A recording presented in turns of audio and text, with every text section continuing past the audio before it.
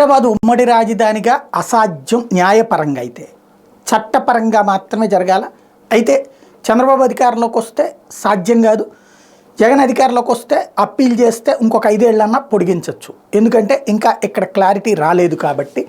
ఏదైతే 3 రాజధానులు అన్న దాని మీద, ఒక రాజధాని అన్న దాని మీద రాష్ట్రానికి హక్కు ఉందా, కేంద్రానికి హక్కు ఉందా, పార్లమెంట్ జోక్యం చేసుకోవాలి, వీటి మీద రాష్ట్ర కోర్టు ఓ తీర్పు ఇవ్వడం, కేంద్ర కోర్టులో సుప్రీంకోర్టులో మరొక వైపున కథ నడుస్తూ ఉండటంతో అదంతా తేలేదా వరకు కూడా హైదరాబాద్ రాజధాని అన్నటువంటి పాయింట్ని కంటిన్యూ చేయమంటే చేసేటటువంటి అవకాశం ఉంటుంది పార్లమెంట్లో. అయితే ఇక్కడ హైదరాబాద్ ఉమ్మడి రాజధాని అంటూ వేసిన ప్రజా ప్రయోజన వ్యాజ్యాన్ని హైకోర్టు కొట్టేసింది. ఆంధ్రప్రదేశ్, తెలంగాణ రాష్ట్రాలకు హైదరాబాద్ను మరో 10 ఏళ్లు ఉమ్మడి రాజధానిగా ఉంచేందుకు చట్టం తీసుకొచ్చేలా కేంద్ర హోంశాఖను ఆదేశించాలంటూ దాఖలైన పిల్ని హైకోర్టు కొట్టేసింది. వ్యవహారంపై చట్టం చేయాలని తాము పార్లమెంట్ని ఎలా ఆదేశించగలమని ప్రశ్నించింది.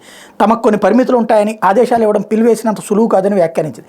హైకోర్టు ప్రధాన న్యాయమూర్తి justice Dheeraj Singh Thakur, justice R రఘునందనరావులతో కూడిన ధర్మాసనం బుధవారం మేరకు ఉత్తర్వులు జారీ చేసింది.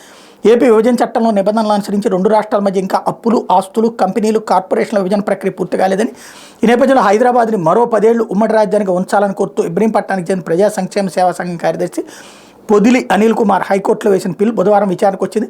పిటిషన్ తరపు న్యాయవాది కౌశిక్ వాదనలు వినిపిస్తూ ఉమ్మడి రాజధానిగా హైదరాబాద్ను ప్రకటించి ఏడాది జూన్ 2తో 10 ఏళ్లు పూర్తవుతాయన్నారు. ఆస్తుల అప్పుల విభజన ప్రక్రియ పూర్తయ్యే వరకు హైదరాబాద్ను మరో 10 ఏళ్లు ఉమ్మడి రాజధానిగా ఉంచాల్సిన అవసరం ఉందన్నారు.